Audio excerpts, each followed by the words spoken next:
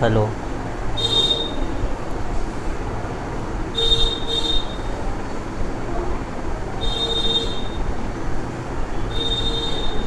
हाँ, तो हम लोग स्टार्ट करते हैं occurrence of metals and non metals.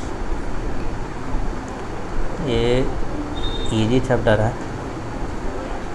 अच्छा, occurrence of metals and non metals जो है ये हम बाद में पढ़ाएंगे, मतलब इसको लास्ट में रखते हैं। ये ज़्यादा इम्पोर्टेंट नहीं है। मिनरल और प्यूरिफिकेशन, कंसंट्रेशन, ये सब से सवाल कभी कभार आता है, 9 के बराबर आता है। ठीक है, जो ज़्यादा इम्पोर्टेंट है पहले वही स्टार्ट करते हैं।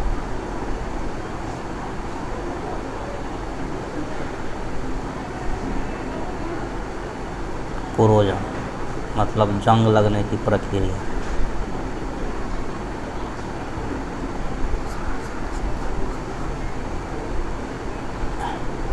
चलो कोरोजन स्टार्ट करते हैं। कई बार जैसे क्या होता है, कई बार तो हम देखे होंगे कि आयरन रॉड है, ठीक है।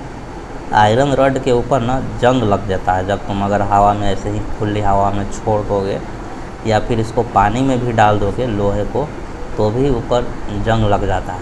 ठीक है, अभी वही पढ़ने वाले हैं। किस टाइप का रस्ट लगता है?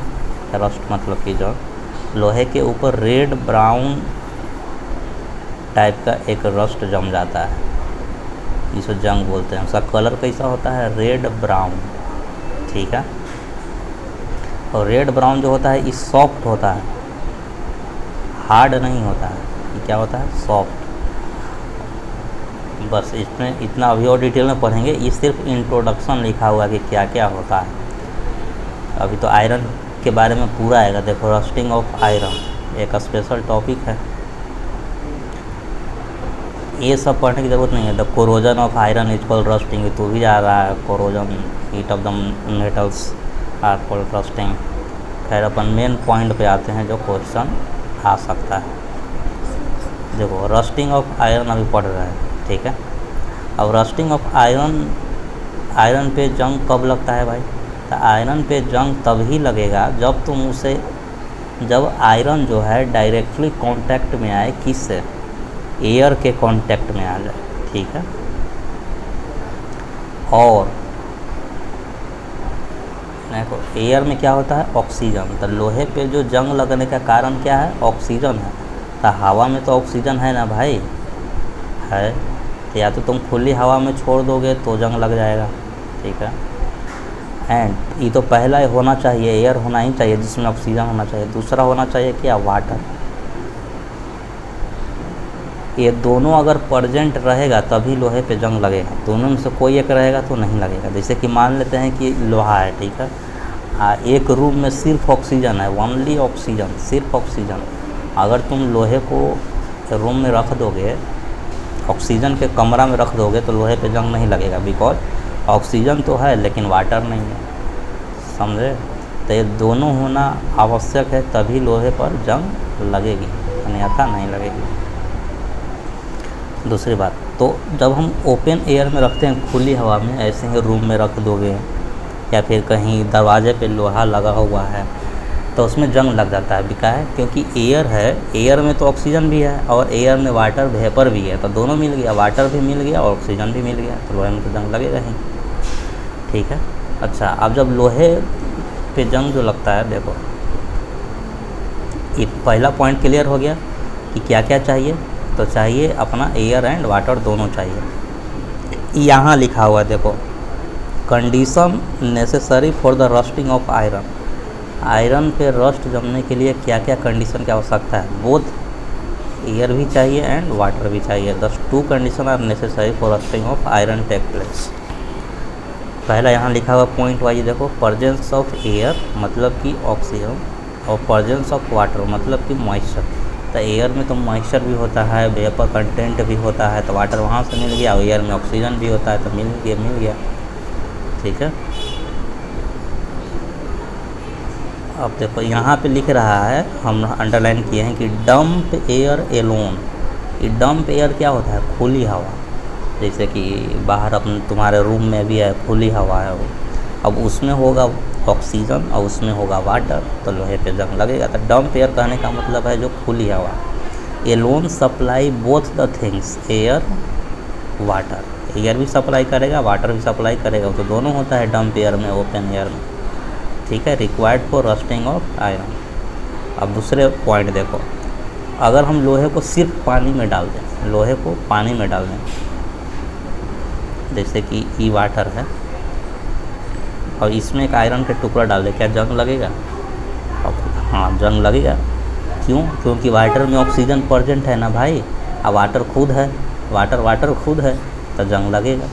तो ऑक्सीजन वाटर में तो घुला हुआ है, डिजॉल्व है, तो अगर पानी में लोहे को डाल दे तो भी जंग लगेगा। अच्छा, जंग के फार्मूला क्या होता है? लोहे पर जब जंग लगती है तो उसकी फार्मूला क्या होती है? तो उसकी फार्मूला यहाँ पर लिखा हुआ देखो, Fe2O3.X2O। ई आयरन है, आयरन का फार्मूला क्या होता है? Fe2O3, आयरन ऑक्साइड, इसको बोलते हैं आयरन 3 ऑक्साइड है। अच्छा, इसमें कुछ वाटर आ जाता है, ऊपर वाटर आ जाएगा, वाटर कंटेंट आ जाएगा, ऑक्सीजन तो ई है, ये है। देखो फिर से समझाते हैं, इसको हटाओ, दवा भी नहीं है।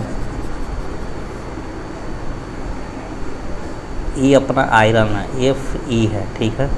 अब जंग कैसे लगेगा? ऑक्सीजन चाहिए तो O आ गया, ठीक है।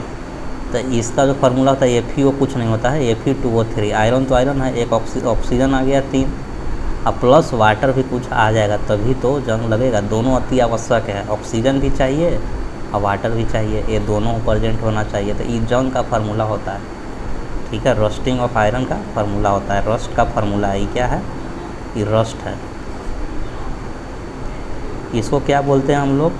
हाइड्रेटेड। ये वाटर है, वाटर मतलब वाटर जहाँ भी प्रेजेंट होगा उसको हाइड्रेटेड बोलते हैं हम लोग। जनरली आम भाषा में बोलते हैं ना कि पानी खूब पिया करो ताकि बॉडी हाइड्रेट रहे। हाइड्रेट मतलब कि उसमें पानी की मात्रा है, ठीक है। पानी की मात्रा जहाँ प्रेजेंट होगा उसको हाइड्रेटेड बोलते हैं। ऑक्सीजन की मात्रा है, और आयरन तो अपना है, ये था एक पार्टिकल्स, एक छोटा सा टुकड़ा आयरन Fe2, तो इसको क्या बोलते हैं हम लोग?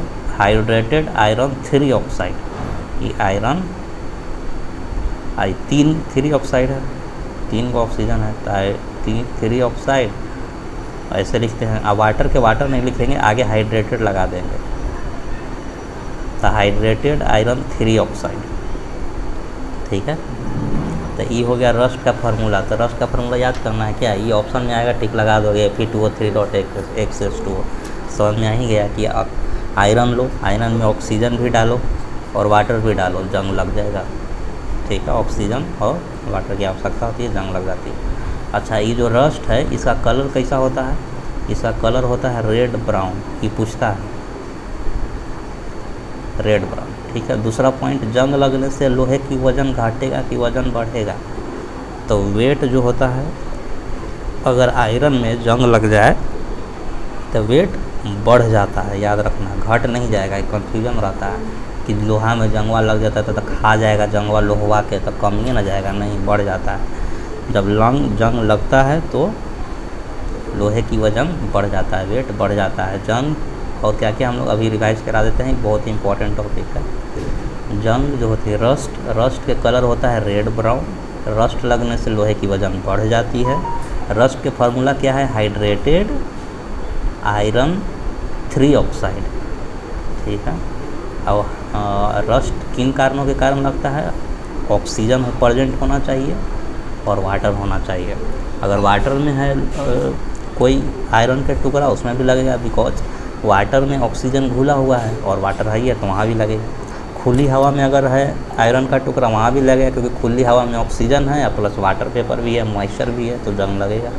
इतना कुछ हमने पढ़ा सिर्फ रस्टिंग ऑफ आयरन के बारे में। अच्छा है, ठीक है। तब लोहे को अब हम लोग बचाएंगे कैसे ताकि जंग ना लगे? तो लोहे, ये देखो, ये सब नहीं पढ़ना है, ये है एक्सपेरिमेंट कि लोहे पे जंग कैसे लगता है। ये सब पढ़ने की आवश्यकता नहीं है। जो हम यहाँ रेड पेन से लिखेंगे सिर्फ और सिर्फ वही तुमको पढ़ना है या वही नोट करना है। सब पूरा किताब पढ़ने से फ़ायदा नहीं है। जो अभी हम रेड पेन से लिखे ना, ये सारी चीज़ें वही सिर्फ पढ़ना है, उतना टाइम नहीं है और इससे फालतू भी नहीं आएगा। अब देखो, अब हम कैसे कैसे अब हम बचाते हैं। तो पहला method, method to reduce rusting, ताकि रस्टिंग ना हो। रिड्यूस लिख दिया, मतलब रस्टिंग कम करे या रस्टिंग ना हो, एक ही बात है। अब इंग्लिश का वर्ड क्या चुने, रस्टिंग ना हो। पहला एक काम करो, पेंट कर दो। पेंटिंग से रस्ट नहीं लगता है। जैसे ही तुम पेंट करोगे तो लोहा के ऊपर एक पेंट का परत तुम चढ़ा दिए, तो एयर जो है, एटमॉस्फेरिक एयर जो है, आयरन के डायरेक्ट कांटेक्ट में आएगा? नहीं आएगा, वो तो पेंट के कांटेक्ट में आएगा। पेंट ऊपर है। अभी लोहे के गेट पे हम लोग पेंटिंग इसलिए करते हैं ताकि जंग न लगे और देखने में भी खूबसूरत लगे, वो तो दूसरी बात है, लेकिन मेन कारण होता है कि जंग ना लगे। अब ऊपर तुम पेंट के लेयर चढ़ा दिए। जब तुम ये पेंट के लेयर चढ़ा दिए, हरा ग्रीन कलर से मान लेते हैं, पेंट कर दिए ऊपर वाला परत, इधर भी इधर भी, तो अब बताओ एयर जो है आयरन के कांटेक्ट में आएगा? नहीं, वो तो पेंट के कांटेक्ट में रहेगा, तो जंग नहीं लगेगा।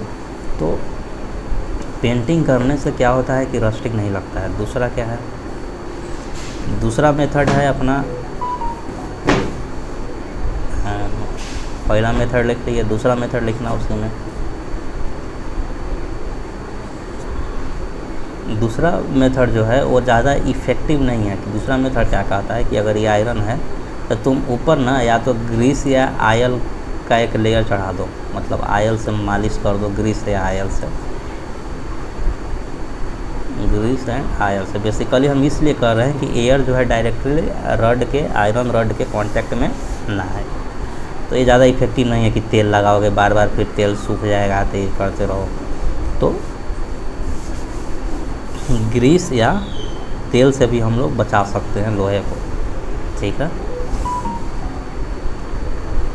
जैसे कोई लोहा के टुकड़ा है, उसको तेल में डाल के छोड़ दो, ग्रीस में डाल के छोड़ दो, जंगे नहीं लगेगा, ठीक है। ऐसे तुम कर सकते हो।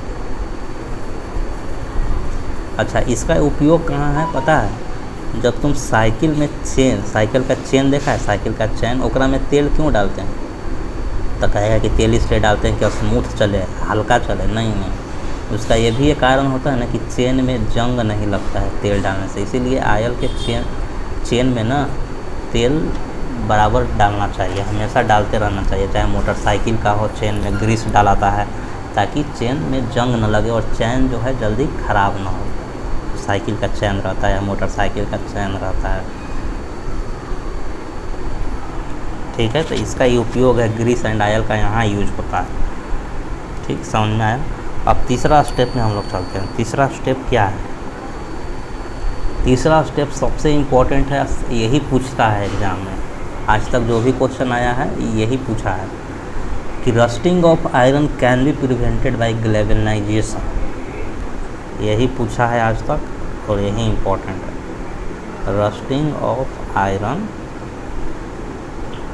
कैन बी प्रिवेंटेड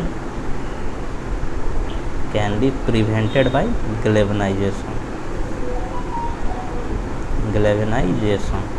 अभी गैल्वेनाइजेशन क्या होता है भाई? तो गैल्वेनाइजेशन एक प्रोसेस है। प्रोसेस क्या है? गैल्वेनाइजेशन में क्या करते हैं ना कि आयरन के रड है और ऊपर एक जिंक का, किसका? जिंक का ऊपर एक लेयर चढ़ा देते हैं, मतलब जिंक से इसको पेंट कर देते हैं, ऐसा समझो। जिंक के ऊपर लेयर चढ़ा, कोटिंग कर देते हैं जिंक का ऊपर, ठीक है। जिंक का कोटिंग कर देते हैं, तो जिंक का ऊपर एक कोटिंग कर दी, यही होता है गैल्वेनाइजेशन। तो पूछता है गैल्वेनाइजेशन में क्या करते हैं? तो जिंक का ऊपर कोटिंग चढ़ा देते हैं, ठीक है। अच्छा, चढ़ाने से होता क्या है भाई? तो कहेगा कि डायरेक्ट आयरन के टच में एयर नहीं आएगा।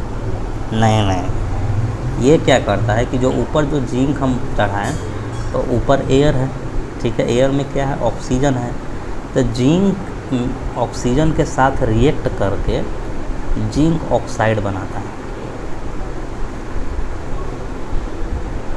तो ऊपर एक लेयर जम जाता है, किसका? जिंक ऑक्साइड का। अब जिंक जो है एयर से रिएक्शन करेगा तो जिंक तो रहेगा नहीं, तो जिंक ऑक्साइड ऊपर बन जाता है। क्या बन जाता है? Zinc oxide. अब जिंक ऑक्साइड कैसा होता है भाई? तो जिंक ऑक्साइड जो होता है वो हार्ड होता है, कठोर, ठीक है।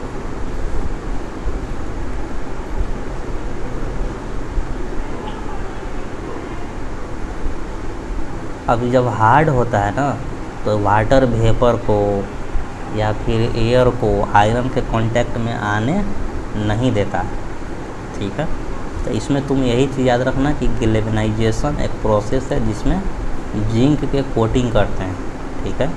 और जिंक जो है ऑक्सीजन से रिएक्ट करके जिंक ऑक्साइड बनाता है, जिंक ऑक्साइड ऊपर बन जाएगा।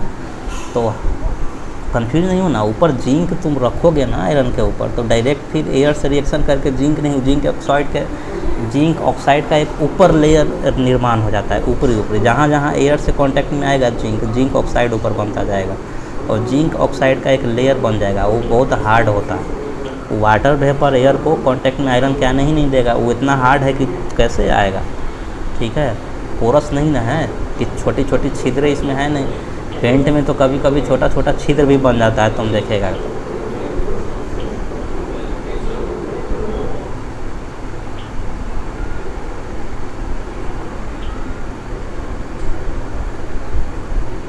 ठीक है, आगे देखो। ये था अपना तीसरा, अब आ जाओ चौथा में अपन क्या करते हैं कि rusting of iron can be prevented by tin plating and chromium plating. चौथा क्या है कि टीन का तुम प्लेटनिंग कर दो, मतलब टीन से का एक ऊपर लेयर चढ़ा दो, या तुम क्रोमियम के भी ऊपर लेयर चढ़ा सकते हो। लेकिन ये इतना आसान नहीं है, क्रोमियम जो है बहुत महंगा है, ठीक है। ठीक, तो टीन का प्लेटनिंग करते हैं या फिर क्रोमियम का प्लेटनिंग करते हैं। एग्जाम्पल के तौर पे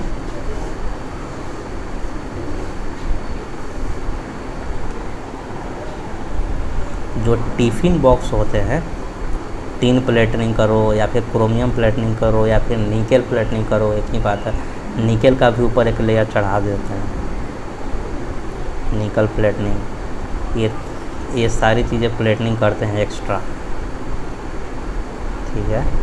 सबसे ज़्यादा फेमस क्या है, गैल्वेनाइजेशन, जिंक का लेयर चढ़ा दो। ये सारी चीज़ें थोड़ी महंगी है, क्रोमियम बहुत महंगा मिलता है। अब आगे देखो, इसका एग्जांपल कहाँ है, तुम देखा होगा टिफ़िन बॉक्स। टिफ़िन बॉक्स क्या है, थोड़ा अंदर भी बाहर भी शाइन करता है, चमकदार होता है। तो जहाँ तुमको चमकदार दिखेगा ना, तो समझ जाओ कि या तो क्रोमियम का प्लेटनिंग है या तो निकेल का प्लेटनिंग है, ठीक है। तो टिफ़िन बॉक्स के अंदर और बाहर निकेल का प्लेटनिंग रहता है, इसलिए थोड़ा शाइन करता है। अच्छा, tin is use for plating of tiffin box. अच्छा, टिफ़िन बॉक्स जो है निकेल का प्लेटनिंग या फिर टीन का भी प्लेटनिंग होता है। टिफ़िन में किसका प्लेटनिंग करते हैं, या तो टीन या फिर निकेल कर दो। क्रोमियम का प्लेटनिंग थोड़ा महंगा होता है, तो टिफ़िन में करने की आवश्यकता नहीं है, ठीक है। तो टिफ़िन में किसका प्लेटनिंग होगा, टीन का या फिर निकेल का। तो क्रोमियम प्लेटनिंग के उदाहरण कहाँ है भाई, तो नल तुम देखो होगा, टैप एकदम स्टील का वैसा नल जो बहुत चमकदार दिखता है, चमकता है, वो क्रोमियम का प्लेटनिंग होता है, ठीक है। तो इसका एग्जांपल क्रोमियम प्लेटनिंग का टैप। और टीन प्लेटनिंग या निकल प्लेटनिंग तुमको टिफ़िन में दिख जाएगा, कोई बर्तन में दिख जाएगा अगर बर्तन शाइन कर रहा है, ठीक है। ये सारी चीज़ें इसलिए प्लेटनिंग करते हैं ताकि जंग ना लगे और देखने में सुंदर लगे। और नल के ऊपर क्रोमियम का प्लेटनिंग कर देंगे तो देखने में सुंदर लगता है और जंग भी नहीं लगेगा, चमकदार दिखता है। तो ये उम्मीद है समझ में आया होगा। चलो,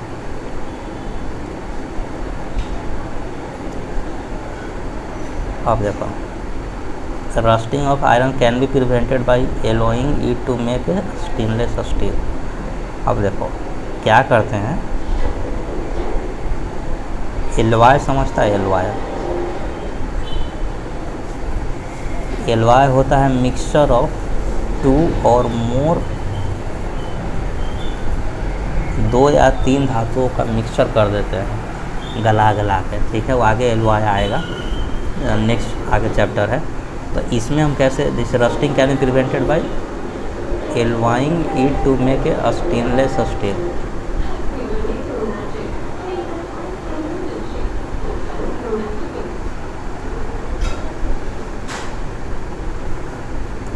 तो इसमें क्या करते हैं, जैसे कि आयरन के रॉड है, ठीक है, इसमें हम आयरन के रॉड से ऊपर क्या करते हैं कि एक एलवायर तैयार करते हैं। क्या क्या भाई एलवायर तैयार करते हैं, उसमें डालेंगे आयरन, उसमें डालेंगे अपना क्रोमियम, इसमें डालेंगे अपना निकेल, ये तीनों करके मिला करके एक स्टेनलेस स्टील बन जाएगा और इसे हम कोटिंग करते हैं। और ये सबसे स्ट्रॉन्ग होता है बाबू स्टेनलेस स्टील, ये सबसे महंगा मिलता है, ठीक है। स्टेनलेस स्टील तुम कहीं देखा होगा, घड़ी अगर है तो घड़ी के नीचे वाला जो पोर्शन होगा स्टील पे, उस पर लिखा रहता है, हम देखें स्टेनलेस स्टील। चाहे स्टेनलेस स्टील के बर्तन देखा होगा, बहुत महंगे होते हैं। इसमें आयरन रस्ट नहीं लगता है, ठीक है। तो आयरन, क्रोमियम, निकेल तीनों मिला करके स्टेनलेस स्टील बनता है, ये याद रखना खाली, ठीक है। और इस प्रकार से जो बर्तन बनते हैं उसमें जंग नहीं लगता। तो ये भी एक तरीका है कि आयरन को क्या करो कि आयरन को क्रोमियम और निकेल में मिला दो, ठीक है, और उसे कोई प्रोडक्ट बना लो तो उसमें जंग नहीं लगेगा, ठीक है। ये था कहानी, अब ख़त्म हो गया। अब कोरोजन ऑफ एल्युमिनियम देखते हैं। अब सबसे बड़ा ये आयरन का ही था, एल्युमिनियम वो सब तुरंत ख़त्म हो जाएगा, इसमें कुछ भी नहीं है।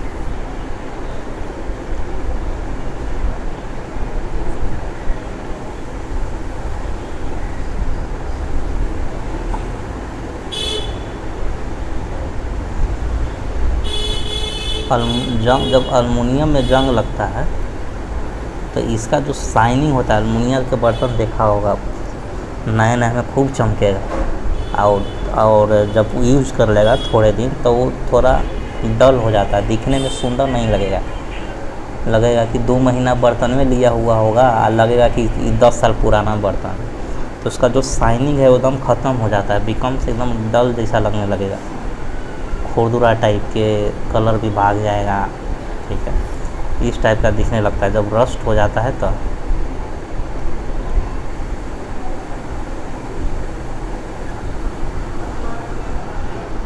देखो इसमें एक क्या है,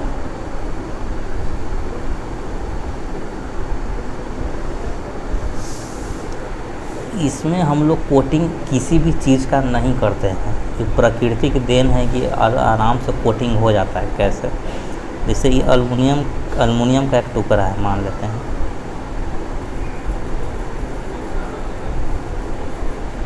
और एयर में क्या है, ऑक्सीजन है। तो इसमें ऑक्सीजन कांटेक्ट जैसे ही करता है एल्युमिनियम पर तो ऊपर एक लेयर जम जाता है। एटमॉस्फेयर में क्या है, ऑक्सीजन है, तो ऊपर एक लेयर जम जाता है। ये लेयर को क्या बोलते हैं हम लोग, एल्युमिनियम ऑक्सीजन के साथ रिएक्ट किया तो क्या बनाता है, एल्युमिनियम ऑक्साइड का लेयर। एल्युमिनियम जब ऑक्सीजन से रिएक्ट किया तो क्या बनाया, एल्युमिनियम ऑक्साइड। अब ये एल्युमिनियम ऑक्साइड ऊपर बन जाता है, जैसे ऑक्सीजन कांटेक्ट में आया तो ऊपर एक लेयर बन गया। एल्युमिनियम ऑक्सीजन से जब रिएक्ट किया, एल्युमिनियम ऑक्सीजन से रिएक्ट किया तब क्या बन गया, ऊपर एक लेयर बन गया। लेयर कौन सा है, एल्युमिनियम ऑक्साइड का लेयर। हमने कुछ नहीं किया, तो अभी एयर के कांटेक्ट में आया, वैसे ही एल्युमिनियम ऑक्साइड का ऊपर एक लेयर जम गया। अब यही जो एल्युमिनियम ऑक्साइड का लेयर जमा, यही रस्टिंग से बचाता है। एल्युमिनियम फर्दर आगे चलकर रस्ट नहीं होता, हमने कुछ किया ही नहीं, प्रकृति का देन है। तो समटाइम्स जब रस्टिंग होता है वो यूजफुल होता है, ठीक है, जैसे कि एल्युमिनियम की केस में, ठीक है। तो याद रखना, एल्युमिनियम में हम कोई भी चीज़ करते नहीं है, जो एल्युमिनियम ऑक्साइड बना ना वही एक प्रोटेक्टिव लेयर की तरह बिहेव करता है, वो फर्दर आगे एल्युमिनियम को कोरोड होने से बचाता है। पहला बार तो बन गया लेयर, आ गया, पहला बार कोरोड हो गया थोड़ा सा, उसके बाद फिर कोरोडे नहीं होगा, उसके बाद फिर उसमें जंग ही नहीं लगेगा। थोड़ा सा ऊपर जंग लगा तो लगा, उसके बाद लगेगा ही नहीं, ठीक है। तो ये एल्युमिनियम ऑक्साइड का लेयर बन जाता है, यही लेयर प्रोटेक्टिव लेयर की तरह बिहेव करता है और आगे एल्युमिनियम नहीं रस्ट नहीं होता है। तो ये भगवान का ही देन है, हमने ऊपर से कुछ नहीं किया। तो हम क्या चाहते हैं, हम ये चाहते हैं कि जो ऑक्सीजन जो है, एयर का जो ऑक्सीजन है वो एल्युमिनियम के कांटेक्ट में आएगा तो धीरे धीरे आता है, ठीक है, और ऊपर से 21% ही हैं, तो अच्छे से अल्मुनियम ऑक्साइड का लेयर नहीं बन पाता। तो हम क्या करते हैं ना कि ज़बरदस्ती बनाते हैं। क्या करते हैं, हम ज़बरदस्ती ऑक्सीजन से रिएक्शन कराते हैं, ठीक है, bye the process of electrolysis. Electrolysis एक प्रोसेस होता है, पढ़ा होगा, सुना होगा, जिसमें हम एनोड पे इसको रख देते हैं, करंट पास करते हैं, ऐसे करते हैं, इलेक्ट्रोलिसिस। तो अल्मुनियम ऑक्साइड का, ध्यान से सुनना, अल्मुनियम ऑक्साइड लेयर का जमना अल्मुनियम के ऊपर by the process of electrolysis is called anodizing. Is called anodizing. Anodizing मतलब समझ में आया? इलेक्ट्रोलिसिस प्रोसेस के द्वारा अल्मुनियम ऑक्साइड का लेयर जमा देना अल्मुनियम के ऊपर एनोडाइजिंग कहलाता है, ठीक है। तो एनोडाइजिंग मतलब अल्मुनियम के ऊपर अल्मुनियम ऑक्साइड का लेयर बना देना, ठीक है। अब कौन सा प्रोसेस से बनाते हैं, तो वो इलेक्ट्रोलिसिस प्रोसेस होता है। तो इलेक्ट्रोलिसिस प्रोसेस नहीं, ज़्यादातर ये पूछता है कि एनोडाइजिंग क्या होता है। तो एनोडाइजिंग होता है अल्मुनियम के ऊपर अल्मुनियम ऑक्साइड का लेयर का बना देना, ठीक है। कौन सा प्रोसेस से बनाते हैं वो बात अलग है, इलेक्ट्रोलिसिस प्रोसेस से हम बनाते हैं, ठीक है। अब ऊपर अल्मुनियम ऑक्साइड का लेयर एक जम जाता है, जैसे कि यहाँ पिक्चर में दर्शाया गया है, अल्मुनिया के जग है। तो देखो यहाँ पे डेफिनेशन लिखा हुआ है, तुम पढ़ भी सकते हो, जो हाईलाइट कर रहे हैं रेड पेन से, कि यहाँ पर भी लिखा हुआ है रेड पेन से highlighted. The layer of aluminium oxide on the surface of aluminium object can be made thicker by electrolysis. अच्छा, ये तो ऐसे ही लिखा हुआ है, यहाँ अच्छा से लिखा हुआ है, देखो, anodizing is a process of forming a thick layer of aluminium oxide. Anodizing एक प्रोसेस है, क्या प्रोसेस है कि thick layer of aluminium oxide के ऊपर जमा देना on an aluminium object by making it anode during the electrolysis of dilute sulphuric acid.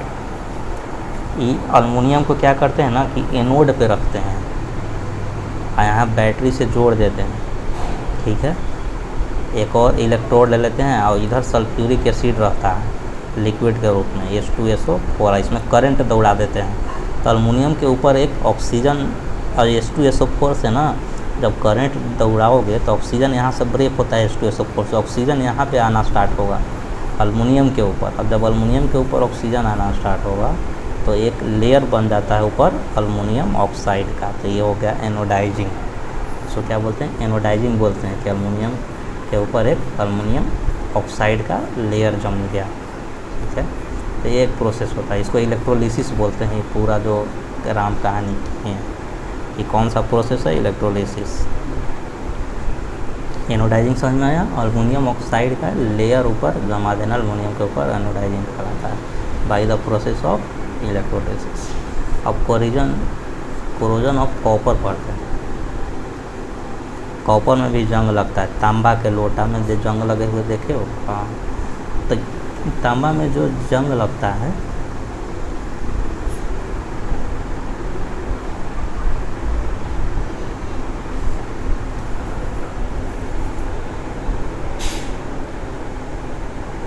तांबा में जंग किसके कारण लगता है पता है? जंग लगने के कारण है कार्बन डाइऑक्साइड होना चाहिए जंग लगने के लिए, अब प्लस वाटर होना चाहिए, दोनों चाहिए, एगो से काम नहीं चलेगा। अगर ये जहाँ कहीं भी प्रेजेंट होगा और वहाँ तांबा रखा होगा तो जंग लग जाएगा, इतना क्लियर। अब जैसे कि तांबा का लोटनी अगर तुम घर में रख दोगे तो घर में रखोगे तो ओपन एयर है, तो एयर में कार्बन डाइऑक्साइड है ना भाई, तो है, एयर में कार्बन डाइऑक्साइड एयर भी है और वाटर वेपर भी है, मॉइस्चर भी है। तो ये दोनों मिलकर के ना तांबा के ऊपर जंग लगा देगा, रस्टिंग कर देगा। तो किस टाइप का रस्ट होता है पता है? ग्रीन कलर का रस्ट जम जाता है। ग्रीन कलर देखो कि तांबा के ऊपर ग्रीन कलर के जम जाता है, तो ग्रीन कलर का रस्ट जमता है। किसके कारण जमता है पता चला? कार्बन डाइऑक्साइड प्लस वाटर होना चाहिए। जो रस्ट जमता है उसका कलर कैसा होता है? ग्रीन कलर होता है, ठीक है, ये याद रखना।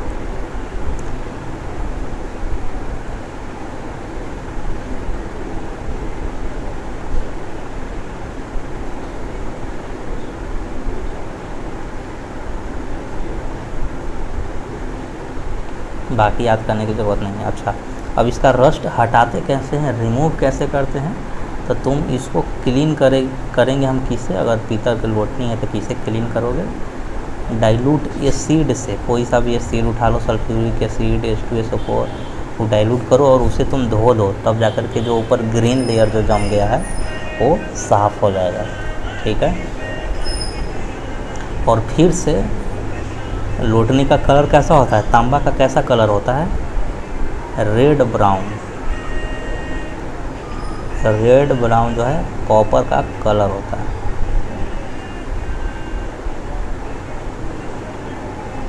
ठीक है, फिर से वापस रेड ब्राउन बन जाएगा, तुम्हारा नया लोटा बन जाएगा। तो इसमें हम क्या क्या सीखे, कॉपर में जंग लगने के लिए क्या चाहिए, कार्बन डाइऑक्साइड प्लस वाटर होना चाहिए। जब जंग लग जाता है, रस्ट हो जाते हैं, तो कौन सा कलर का रस्ट लगता है, ग्रीन कलर का। अच्छा, इसको हटाते कैसे हैं, तो डाइल्यूट एसिड से। कोई सा भी एसिड ले लो डाइल्यूटेड फॉर्म में, थोड़ा पानी उन्हें मिला के धो दो तो रस्ट साफ़ हो जाता है। अच्छा, तो साफ़ हो जाएगा तो कैसा कलर में आ जाएगा, तो कॉपर का कैसा कलर होता है, रेड ब्राउन कलर होता है, तो रेड ब्राउन में वापस आ जाएगा। तो ये हम लोग पढ़े। अब है कोरोजन ऑफ सिल्वर। ठीक है, सिल्वर में भी जंग लगता है। ठीक है,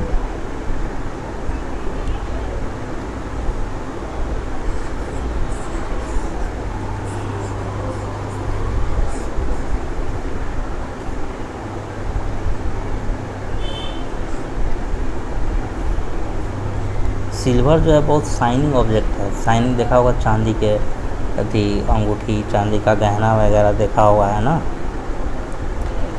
तो जब सिल्वर में जंग लगता है ना, तो यहाँ जंग नहीं बोलते हैं, इसका वर्ड चेंज कर देते हैं। ऐसा नहीं बोलेंगे सिल्वर में जंग लग गया, सिल्वर में रस्ट हो गया,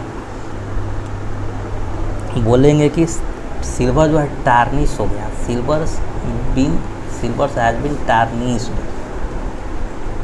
रस्ट इस्तेमाल नहीं करते हैं, वर्ड क्या आ जाता है, टार्निश्ड हो गया। टार्निश्ड मतलब वही जंग लग गया, एक नया वर्ड इस्तेमाल करते हैं। इसमें नहीं लिखेंगे कि सिल्वर को रस्ट हो गया, सिल्वर में जंग लग गया, नहीं, टार्निश्ड हो गया। इसमें क्या होता है पता है, जब सिल्वर जो है एयर के कांटेक्ट में आता है, ठीक है,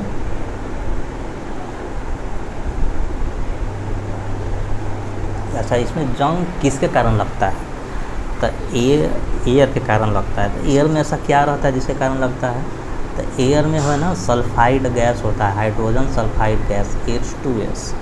ठीक है, तो silver is tarnished due to, मतलब सिल्वर जो है इज टार्निश्ड मतलब जंग लगना, क्यों लगता है भाई, तो due to hydrogen sulphide present in air. Silver जो है ना ऑक्सीजन से रिएक्शन करता नहीं है, पानी से रिएक्शन करता नहीं है, तो ऑक्सीजन और पानी से या फिर कार्बन डाइऑक्साइड से उसमें जंग लगने का कोई सवाल ही पैदा नहीं होता है, टार्निश्ड होने का कोई सवाल ही पैदा नहीं होता है। सिल्वर को एक ही चीज़ है जो टार्निश कर देता है, जो बर्बाद कर देता है, जंग लगा देता है, वो है हाइड्रोजन सल्फाइड H2S। इसके कारण सिल्वर पे जंग लगता है, इसके कारण सिल्वर टार्निश्ड हो जाता है। ठीक है, तो एयर में तो H2S प्रेजेंट है ना भाई, हाइड्रोजन सल्फाइड तो है, लगभग सारी गैसेज हैं एयर में, भले ही उसकी मात्रा क्या हो, कम हो। तो हाइड्रोजन सल्फाइड की मात्रा कम होता है, इसीलिए सिल्वर में ना जो टार्निश का प्रोसेस है वो बहुत लंबा चलता है। मतलब आज चांदी लेगा तो वो 4-5 साल में, 4 साल में धीरे धीरे ही जंग लगना स्टार्ट होगा, धीरे धीरे टार्निश्ड होना स्टार्ट होगा, बिकॉज H2S की मात्रा कम है। लेकिन यही तुम कोयला के खदान में चल जाओ, वहाँ हाइड्रोजन सल्फाइड की मात्रा बहुत ज़्यादा है, या फिर ऐसा इन्वायरमेंट में चल जाओ कि हाइड्रोजन सल्फाइड ज़्यादा हो, तो वहाँ जंग सिल्वर पर बहुत जल्दी लगेगा, सिल्वर बहुत जल्दी टार्निश्ड हो जाएगा, है ना। तो अपने घरों में सिल्वर में थोड़ा धीरे धीरे टार्निश्ड होता है, धीरे धीरे जंग लगता है, 3 साल 4 साल लगता है, लेकिन जहाँ ज़्यादा हो वहाँ जल्दी हो। अच्छा, अब सिल्वर जो है H2S से कांटेक्ट में आता है, हाइड्रोजन सल्फाइड से कांटेक्ट में आता है, तो टार्निश्ड हो जाता है। टार्निश का कलर क्या होता है भाई, सिल्वर कैसा हो जाता है, तो ड्यू टू टार्निश्ड मतलब ड्यू टू रस्ट जम जाता है, तब due to tarnished silver becomes black. ये बहुत पूछा है, सवाल। Tarnish silver become black, black हो जाता है। ये बहुत पूछा है कि कैसा हो जाता है, सिल्वर में टार्निश हो जाता है तो ब्लैक, किसके कारण, हाइड्रोजन सल्फाइड के कारण। ये याद रखना है, ठीक है।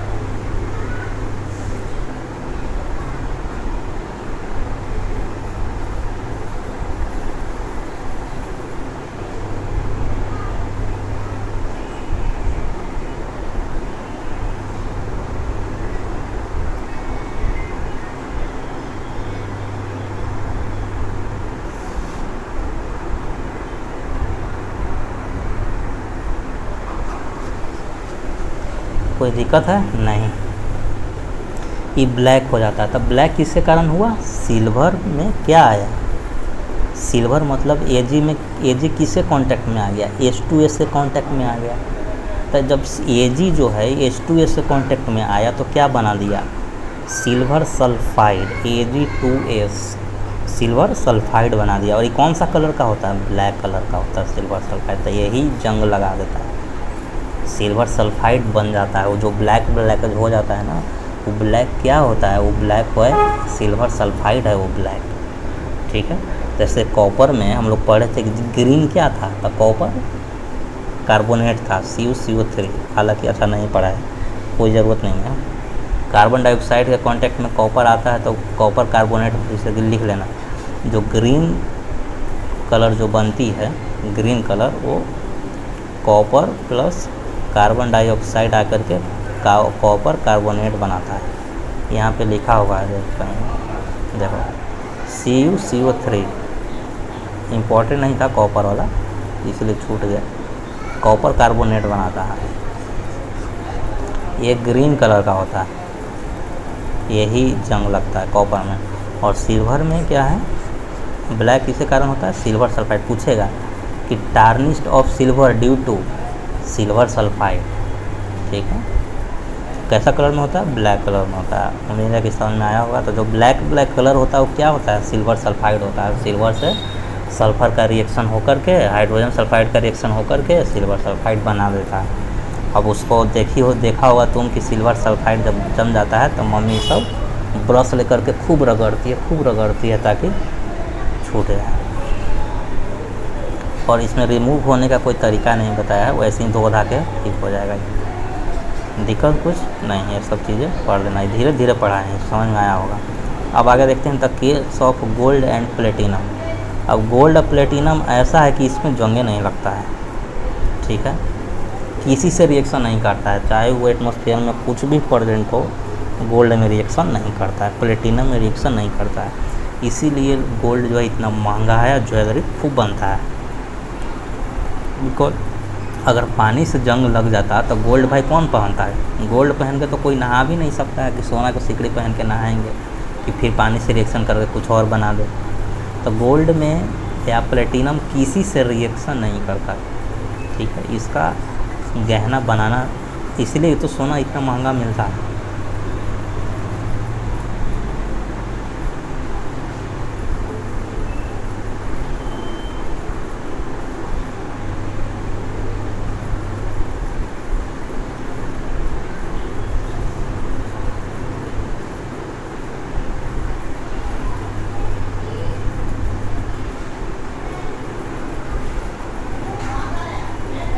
अब देखो, अब ठीक है, दिन पर दिन अगर गोल्ड थोड़ा रस्ट तो नहीं लगता है, लेकिन धीरे धीरे इसका शाइनिंग ख़त्म हो जाएगा। वो भी 4-5 साल 10 साल में नहीं भाई, बहुत सालों में, 50 साल 60 साल तक पॉलिश करके काम चला दिया जाता है। इसमें कुछ नहीं करना, इसमें कोई जंग नहीं लगता है, कुछ नहीं पढ़ना है। हाँ, ये सिर्फ याद रखना कि गोल्ड और प्लेटिनम जो है किस में डिजॉल्व हो जाता है, तो ये डिजॉल्व हो जाता है एक्वा रेजिया में। एक्वा रेजिया हम पढ़ाए थे,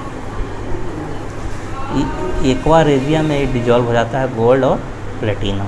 तो कई बार ना डिजॉल्व हो जाता है, तो इसके कारण लोग सोनार भी साफ़ कराने जाएगा ना, तो एक्वा रेजिया में डालकर साफ़ करता है सोना के, तो धूल कण जो भी मिट्टी जम जाएगा सोना के ऊपर, तो एक्वा रेजिया में डाल करके साफ़ करता है। अब एक्वा रेजिया में ज़्यादा देर तक डालोगे तो सोना जो है डिजॉल्व हो जाता है एक्वा रेजिया में, तो सोना कम हो जाएगा पहले से। अब बाद में दुकानदार क्या करेगा कि इसको छान लेगा, और उसके पास थोड़ा सा सोना आ जाएगा, भले ही मिलीग्राम में हो, 0.10 मिलीग्राम में। ऐसे ही ढेर सारा का धोएगा तो उसके पास ढेर सारा उसको फ़ायदा होता है, ठीक है। तो सोना भी कभी धुलवाओ, पॉलिश करवाओ तो अच्छे दुकानदार से करवाना चाहिए, ना तो एक बार एजिया में डाल के धो देगा कि तो सोने में गल के थोड़ा सा उनमें गिर जाएगा, समझा, बाद में वो ले लेगा। तो गोल्ड और प्लेटिनम बहुत महंगा है, और इसीलिए महंगा है बिकॉज इसमें रस्ट नहीं जमता है, वो एक बार एजिया में डिजॉल्व होता है। यह सिर्फ याद रखना, और कोई भी चीज़ इसमें याद रखने की आवश्यकता नहीं। अब देखते हैं एलॉय। अब एलॉय जो है, हम 1 से 2 से 3 मेटल का मिक्सचर हम क्यों बनाते हैं एलॉय में, ठीक है, इसलिए बनाते हैं। जैसे कि हम एक छोटा सा एग्जांपल लेते हैं गोल्ड का। गोल्ड अगर 24 कैरेट का है तो इसे कोई भी गहना तुम नहीं बना सकते, इसे तुम ज्वेलरी नहीं बना सकते। 24 कैरेट गोल्ड का ज्वेलरी नहीं बनता है बिकॉज ये बहुत सॉफ्ट होता है, बन ही नहीं सकता है। इसको तुम ऐसे कर देगा तो चपा जाएगा। तो इससे कि अगर तुम झुमका बनाए और झुमका के गलती से भी इसे चाँप देगा ना तो चपा जाएगा, ठीक है, बनेगा ही नहीं। 24 कैरेट गोल्ड का ज्वेलरी नहीं बनता है।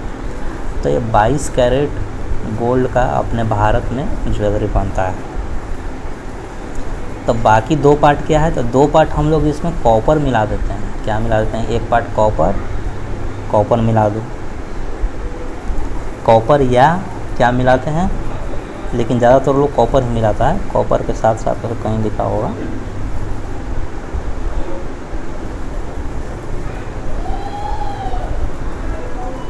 सिल्वर और कॉपर मिलाते हैं। तो 22 कैरेट गोल्ड लिया, ठीक है, 22 कैरेट प्योर गोल्ड लिया, उसमें 2 पार्ट कॉपर मिला देगा तुमको, या फिर कोई दुकानदार सिल्वर मिला देगा। अब सिल्वर तो थोड़ा कॉपर से महंगा है, थोड़ा सा महंगा लेगा, 400-500 रुपये ज़्यादा लेगा, 200-300। तो या तो 22 कैरेट गोल्ड लेगा और 2 कैरेट कॉपर मिला देगा, ठीक है। कॉपर इसलिए मिलाता है कि वो भी रेड ब्राउन कलर होता है, गोल्ड येलो कलर का होता है, दोनों मिक्स अप थोड़ा और ज़्यादा शाइनिंग लगता है। तो याद रहेगा 22 कैरेट गोल्ड का ही ज्वेलरी बनता है, उसमें 2 कैरेट क्या रहता है, कॉपर, या फिर 2 कैरेट सिल्वर मिला दो तुम, ठीक है।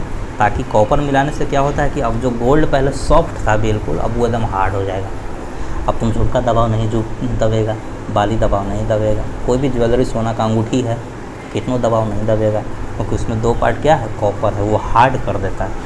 तो एलॉय हम इसलिए बनाते हैं कि जो मेटल का जो स्ट्रेंथ है वो बढ़ जाए, हार्डनेस हो जाए, स्ट्रेंथ बढ़ जाए, डक्टिलिटी ज़्यादा हो जाए, है ना, मेलिएबिलिटी ज़्यादा हो जाए, इस सारा जो मेटल्स का प्रॉपर्टी है ना वो बढ़ जाता है। इसलिए हम एलॉय बनाते हैं। 2 से 3 का मिक्सचर, 2, 3, 4 मेटल मिला करके एक नया ही मेटल बनाते हैं।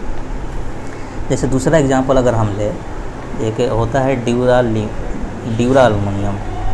अब ड्यूरा एल्युमिनियम से क्या होता है कि हम एरोप्लेन बनाते हैं। ये क्या क्या मिक्सचर है, एल्युमिनियम ले लो, एल्युमिनियम में तुम कॉपर मिला दो और मैग्नीशियम मिला दो और मैग्नीज मिला दो, ये चारों लेकर के तुम इसको पिघला दो, पिघला करके सुखा दो तो एक नया मेटल बनेगा जिसको हम लोग बोलते हैं ड्यूरालिन। भाई बहुत ही स्ट्रॉन्ग होता है और बहुत लाइट होता है, बहुत हल्का, बहुत लाइट होगा, बहुत स्ट्रॉन्ग होगा। इसको एयरक्राफ्ट में यूज करते हैं, एरोप्लेन बनाने में हम यूज करते हैं, ठीक है। तो स्ट्रेंथ बढ़ गया, लाइट तो है ही है, प्लस स्ट्रेंथ बढ़ गया इसका।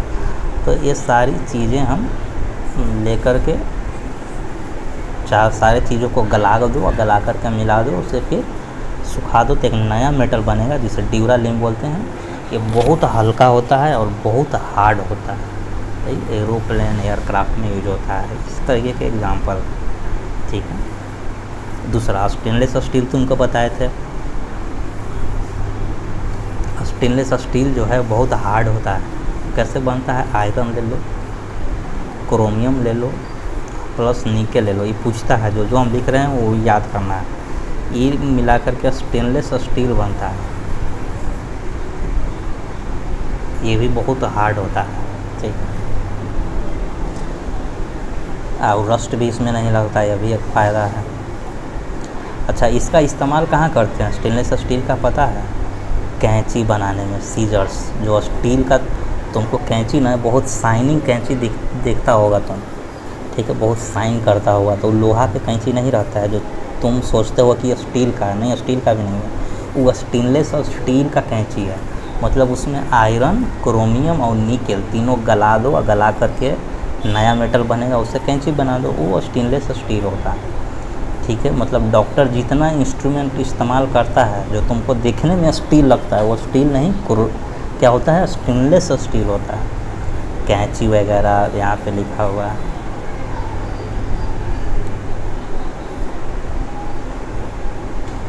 यूटेंसिल्स, या तो बर्तन बना लो, या चाकू भी बनता है, चाकू स्टेनलेस और स्टील का ही बनता है।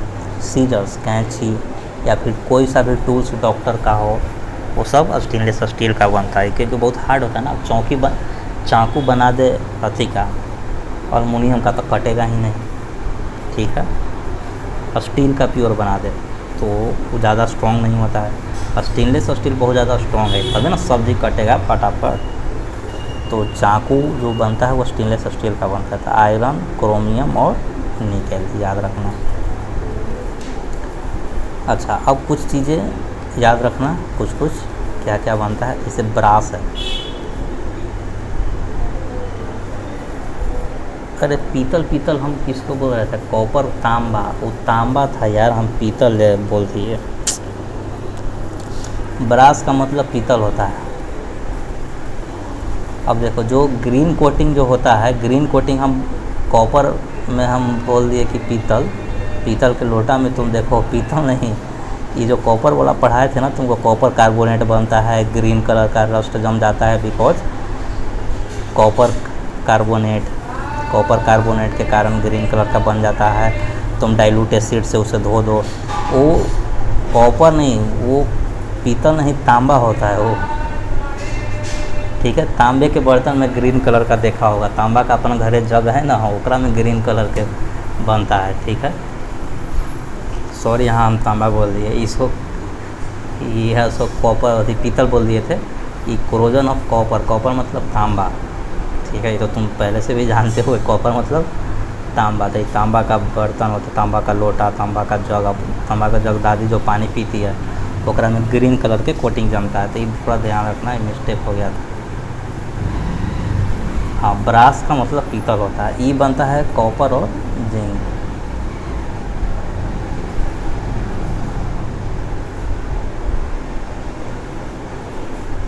अब देखो, इसको याद कैसे रखेगा, याद ऐसे रखो, ये पहले भी हम तुमको बताए थे, ब्रास पीतल वाला याद करवाए थे, फिर याद करवा देते हैं, ज़्यादा इम्पोर्टेंट है ही। जैसे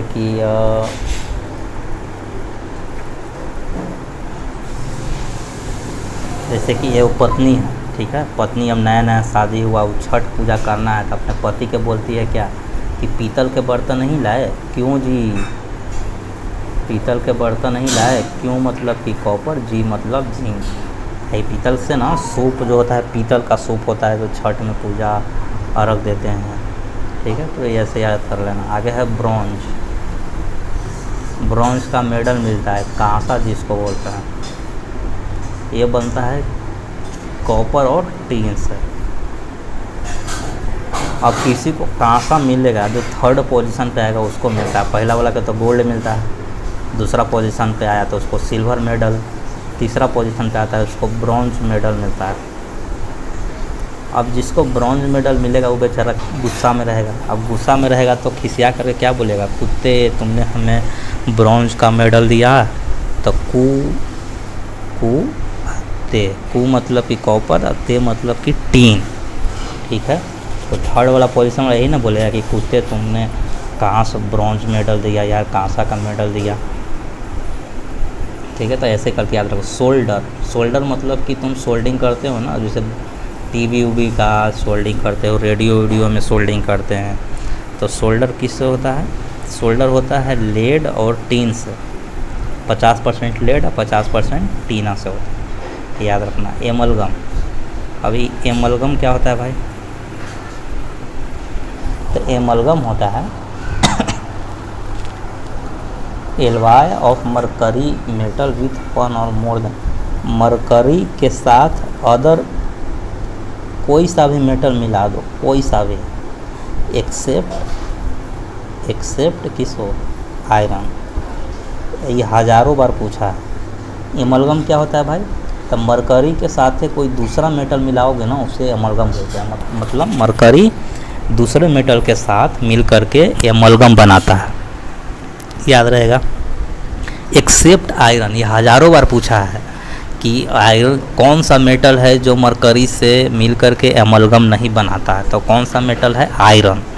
iron does not form amalgam with mercury, ठीक है। तो आयरन कभी भी एमलगम का निर्माण नहीं करता है मरकरी से, बाकी सारे मेटल एमलगम बना लेते हैं मरकरी के साथ मिल करके। तो इस तरीके से चैप्टर ख़त्म हुआ। हाँ, ऊपर वाला जो बचा हुआ है वो अभी पढ़ाएंगे, अभी थोड़ा सर दर्द कर रहा है।